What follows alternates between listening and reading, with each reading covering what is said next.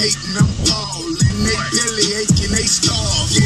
What's good, everybody? What's good? It's your boy, Cardinal Bud Crawford, or E.S. Red, if that's what you want to call me. And we are back for another one. Alright, y'all. New topic. Terence Crawford's game plan for Errol Spence Jr. is all wrong. Alright, y'all. So, I hope we're getting close, man. I hope we are getting closer to this fight actually happening. You know, the welterweight division needs this. The welterweight division, I think, is ready to move on and have some classic fights put together. Even more classic than Crawford versus Spence. But I think there's a lot more to come in the welterweight division. It's going to be crazy in a year from now anyway, because we don't know after this fight happens, whoever wins, will they actually move up to 154 pounds?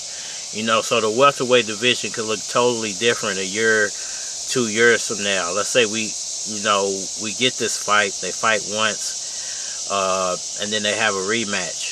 Or maybe they have even a rubber match, 3 fights. Might take up to a year and a half for all of that to happen. So, but after all that, do they decide to stick around and try to fight it out with Boots, whoever's the winner of all that, and Virgil, or do they ultimately drop the titles and move on to a 154, or perhaps they have a showdown with a Boots or a Virgil and they lose? Does, whoever wins, whether it's Crawford or Spence, potentially losing to Virgil or Boots in the future, would that matter to you? Would you still watch them if they move to 154 pounds after that? Even though they lost as a welterweight, undisputed welterweight champion to a Boots or a Virgil. Let's say Boots or Virgil is the undisputed champion in a year or 2 years from now after all this Spence and Crawford stuff plays out. It's going to be crazy to see how it plays out, who is undisputed at the end of the day, because I think either way it goes, we're going to get an undisputed champion, whether it's Errol Spence, Terence Crawford, whether one of those guys, if they can't get the fight to actually happen, drops the title or their titles, and those titles ultimately get passed down to Boots or Virgil, and one of those fight whoever's left over. We don't know what scenario is going to play out. I'm just hoping that we actually get this fight so we can at least get all the belts sorted out, and then we can move on and see who is the future of the welterweight division.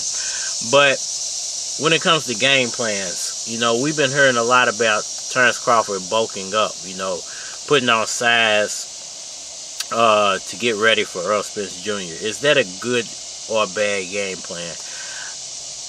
I made a slight video to this a couple of days ago, but I'm going to reiterate. I don't think for Terence Crawford it is the correct game plan, because he's already a speedy fighter. You want to be doing things to make him even quicker than he was when he was at his best, which I think was 130, 140. I think he was probably at his quickest there. And the more you move up, the slower you're going to get. The more you move up, the slower you're going to get. But you're going to get slower in the legs. But sometimes you can increase speed, hand speed, as you move up, and power with your hand speed as you move up. But normally the bigger you get, the slower you get. So I think slowing down a speed fighter like Terence Crawford is the wrong idea. Bulking him up, getting him prepared to take those punches is why I think they're bulking him up. But bulking him up can be counterintuitive once again, because he's going to lose some of that natural speed that he has that could have overwhelmed Errol Spence with combinations. If you slow down his combinations, is he the same fighter against Errol Spence? He might be able to absorb some of Errol Spence's punches because he's, a little stockier, but can he keep up with Errol Spence's punch output at that point? Because Errol Spence is already naturally bigger, so he's used to moving and maneuvering at whatever size he's at, he already can barely make welterweight, so he's already fit to throw punches and move around as an even bigger fighter. So, you know, how does this all play out? Does a bigger Terence Crawford neutralize a big Errol Spence Jr.? I really don't think it does. I don't think adding bulk and trying to out-muscle Errol Spence is the right game plan. I definitely think if they bulk him up and then slim him right back down, you know, around fight time. So, you know, they've